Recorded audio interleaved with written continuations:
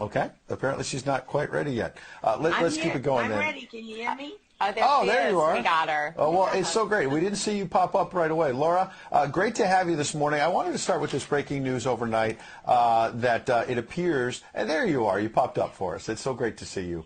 The Daily Mail has a very interesting story that's saying that Vladimir Putin essentially may be running out of bullets, that he might have a week and a half, 2 weeks max. He's losing warplanes, tanks, all the rest of it. He obviously went into this thinking he was going to bulldoze his way through Ukraine. He's obviously caused a lot of destruction. Don't want to minimize the fact there's over 2 million refugees. But this has not gone as well as Vladimir Putin expected.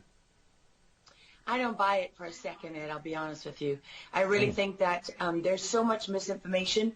We've never really seen anything like it. I mean, I've been covering wars now for 35 years, and I have never seen people with their nails done in the Ukrainian flag, right?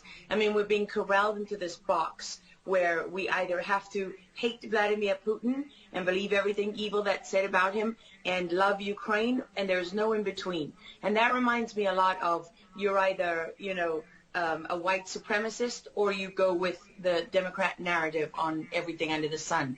So Vladimir Putin knew exactly what he was doing when he went into Ukraine. The Russian military isn't perfect. They, for example, I've spoken to multiple defense specialists and intelligence specialists from a Defense Intelligence Agency who've studied the Russian military for years. They do have a difficulty mounting complex air operations because they do very little training hours in comparison to, for example, the United States air assets, right, our fighter jet pilots. But Russia is not struggling. What Russia has done from the very beginning has been very strategic. They didn't go straight to Kiev.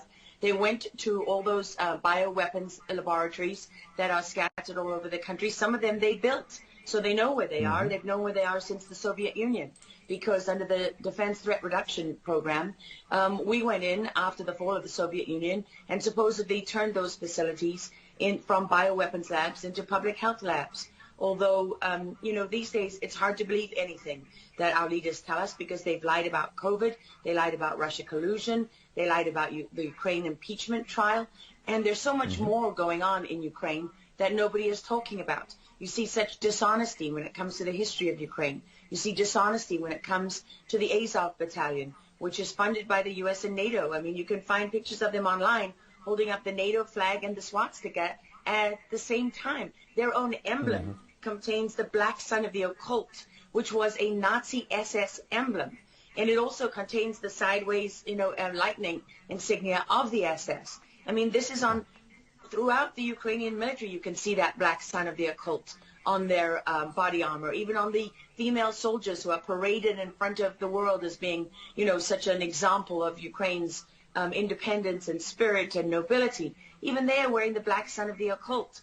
And, the White House wants you to believe, well, this doesn't matter. It's just a small number of troops. It's not true. The Azov Battalion has been murdering its way through eastern Ukraine. Yeah. We don't want to admit this. This was why Crimea voted for independence. This is why Crimea wanted to be with Russia.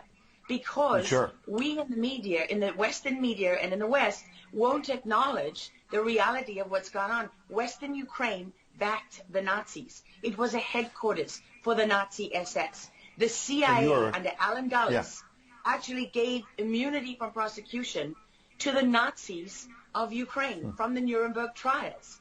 So there's a long history of the United States and our intelligence agencies funding and arming Nazis in Ukraine. These are not like new neo-Nazi groups that sprung up. These are the actual Nazis from the Second World War, who, if you go back to the Nuremberg trials, said that they were planning for a 1,000-year Reich. And so you have to really wonder as you look at this, when you know that the CIA sponsored the color revolution in Ukraine in 2013 and 14, that they selected Ukraine's leaders, go to Victoria Nuland's leaked phone conversation where she and the U.S. ambassador are deciding who can lead Ukraine.